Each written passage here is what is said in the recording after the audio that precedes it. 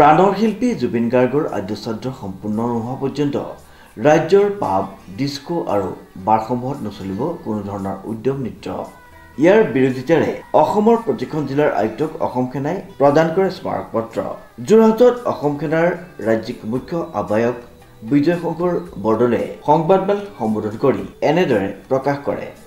প্ৰাণৰ শিল্পী জুবিন গাৰ্গদেৱৰ মৃত্যুৰ পাছত সমগ্ৰ অসমবাসী শোকত ভাগি পৰিছে আৰু অসমৰ প্ৰত্যেকটো পৰিয়ালে আচলতে পৰিয়ালৰ এজন সদস্যক হেৰুৱাৰ নিচিনা পৰিৱেশৰ অনুভৱ হৈছে। ঠিক তেনে সময়তে কিছুমান মানুহৰ কৰ্মকাণ্ড দেখি আচলতে অত্যন্ত আমি স্তম্ভিত হৈছোঁ, অত্যন্ত আচম্বিত হৈছোঁ। অসমৰ বিভিন্ন অঞ্চলত, গুৱাহাটীকে ধৰি বিভিন্ন অঞ্চলত বিভিন্ন বাৰ, বিভিন্ন পাব, বিভিন্ন ৰেষ্টুৰেণ্টত ডিস্কো, ডিজে আদিৰ সমাহাৰ ঘটাই উদ্যাম নৃত্যৰ দৰে বিজতৰীয়া সংস্কৃতিক পোষকতা কৰি তেওঁলোকে বিভিন্ন ধৰণৰ আচলতে এনেকুৱা ধৰণৰ ডিজে নাইটৰ আয়োজন কৰিছে, যিটো কথাত আচলতে অসম সেনাই আমি কোনো কাৰণতে সহ্য কৰিব নোৱাৰোঁ।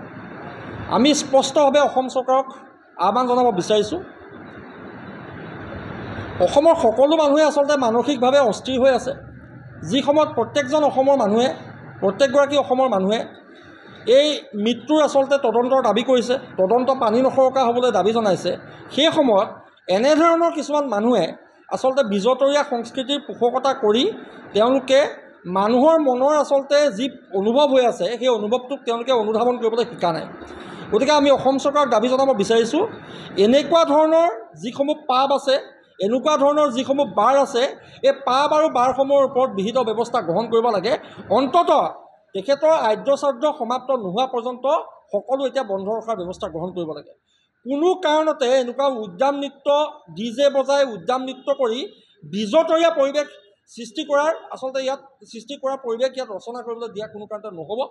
তাৰ লগে লগে আমি অসম সেনাই অহাকালিলৈ আমি প্ৰত্যেকখন জিলা সমিতিৰ জৰিয়তে প্ৰত্যেকগৰাকী অসমৰ প্ৰত্যেকখন জিলাৰ প্ৰত্যেকজন জিলা আয়ুক্তক আমি স্মাৰকপত্ৰ প্ৰদান কৰিম। আমি চৰকাৰক আহ্বান জনাইছোঁ যে চৰকাৰে শীঘ্ৰে যথোচিত ব্যৱস্থা গ্ৰহণ কৰক। আৰু তাৰ লগে লগে আমি সকলো পক্ষকে এটা কথাই আহ্বান জনাব বিচাৰিছোঁ, বৰ্তমান শোকাকুল পৰিস্থিতিৰ প্ৰতি সংবেদনশীল হৈ তেওঁলোকে এনেকুৱা ধৰণৰ কাৰ্যসূচী, এনেকুৱা ধৰণৰ অনুষ্ঠান বাতিল কৰক।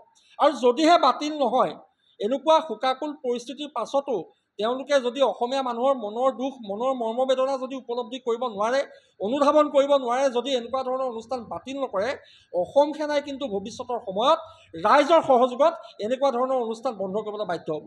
গতিকে আমি পুনৰবাৰ আপোনালোকৰ প্ৰচাৰ মাধ্যমৰ জৰিয়তে সকলো পক্ষকে আমি সকীয়াই দিব বিচাৰিছোঁ। গুৱাহাটীত ইতিমধ্যে GS ৰোডত কেইবাখনো পাবে এনেকুৱা ধৰণৰ কাৰ্যসূচীৰ কাৰণে তেওঁলোকে বেনাৰ পোষ্টাৰ প্ৰিণ্ট কৰিছে। আমি স্পষ্টভাৱে তেওঁলোকক ক'ব বিচাৰিছোঁ, অনতিপলমে তেওঁলোকৰ এনেকুৱা বিজতৰীয়া সংস্কৃতি তেওঁলোকে বাতিল কৰক। কোনো কাৰণতে এনেকুৱা সংস্কৃতি আচলতে হ'বলৈ দিয়া নহ'ব। সকলো মানুহ শোকত ভাগি পৰিছে। এই শোকৰ সময়ত এনেকুৱা ধৰণৰ আচলতে তামাচা নৃত্য, উদ্যাম নৃত্য কৰি পৰিৱেশ আচলতে বেয়াৰ দিশত ঢাল নোখোৱাবলৈ আমি সকলো পক্ষকে সকীয়াই দিছোঁ। ডিজিপ বৰাৰ ৰিপৰ্ট, নিউজ নাও।